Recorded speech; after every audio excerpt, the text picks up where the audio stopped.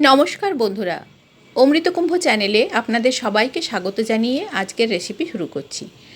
আজ আপনাদের কাছে নিয়ে এসেছি একটা খুব সাধারণ রেসিপি, কিন্তু খেতে ভীষণ অসাধারণ লাগে।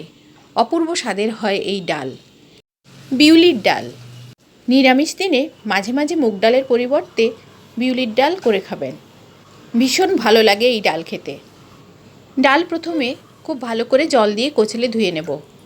আমার ডালটা দোকানের নয়, তাই অনেক খোসা ছিল, খোসাগুলো কচলে ধোয়ার পর উঠে গেছে।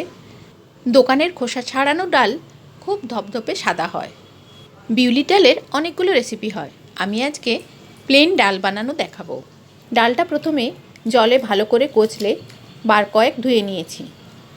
বেশ কয়েকবার ধুয়ে নেওয়ার পর ডালের খোসা অনেকগুলো উঠে গেছে। জল ঝরিয়ে প্রেসার কুকারে ডালটা নিয়ে নিলাম। দিয়ে দেবো এতে পরিমাণ মতো জল। ডালটা ডোবার পরে সামান্য একটু জল থাকবে, সেই মতো জল দিলাম।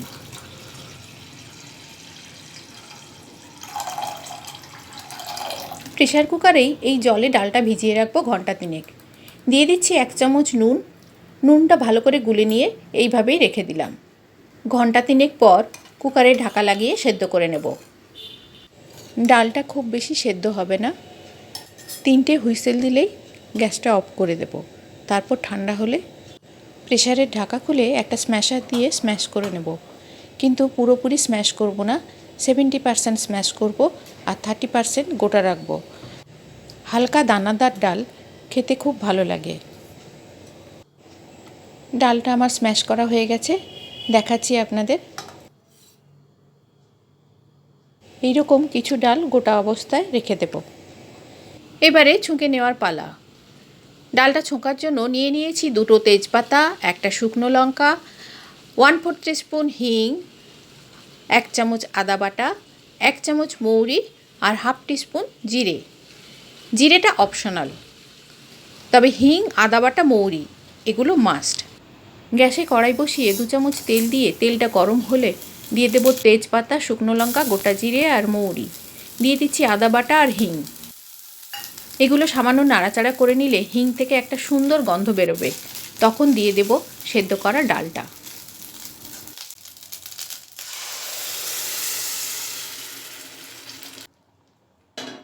দিয়ে দেব 1 চামচ হলুদ। হলুদটা ভালো করে মিশিয়ে নিতে হবে। আপনারা ডাল সেদ্ধ করার সময় নুনের সাথে হলুদও দিতে পারেন। হলুদটা ভালো করে মিশিয়ে নিয়ে ডালটা ফুটতে দেব। ডাল রান্নার পরে ঠান্ডা হলে অনেক ঘন হয়ে যায়, তাই এখনই একটু গরম জল মিশিয়ে নিচ্ছি। এরপর ডালটা ভালো করে ফোটাবো আর মাঝে মাঝে নেড়ে দেব, কেননা তলায় বসে যাওয়ার সম্ভাবনা থাকে। মিনিট 5 ফুটিয়ে নেওয়ার পর দিয়ে দেব 1 চামচ চিনি। নুনটা আপনারা এই সময় চেক করে নেবেন, যদি প্রয়োজন হয় আর একটু নুন দিয়ে দেবেন। আমার আর প্রয়োজন হয়নি, ওই নুনটাতেই হয়ে গেছে। এবারে নামানোর আগে দিয়ে দেব 1 চামচ ঘি। ঘিয়ের রেসিপি আমার ডেসক্রিপশান বক্সে লিঙ্ক দেওয়া থাকবে, ওখান থেকে পেয়ে যাবেন। ঘিটা ভালো করে মিশিয়ে নিয়ে ঢাকা দিয়ে গ্যাসটা অফ করে দেব। গরম ভাতে আলু পোস্তর সাথে পরিবেশন করুন। আমার রেসিপিগুলো ভালো লেগে থাকলে চ্যানেলটিকে সাবস্ক্রাইব করে উৎসাহ দেবেন। ধন্যবাদ।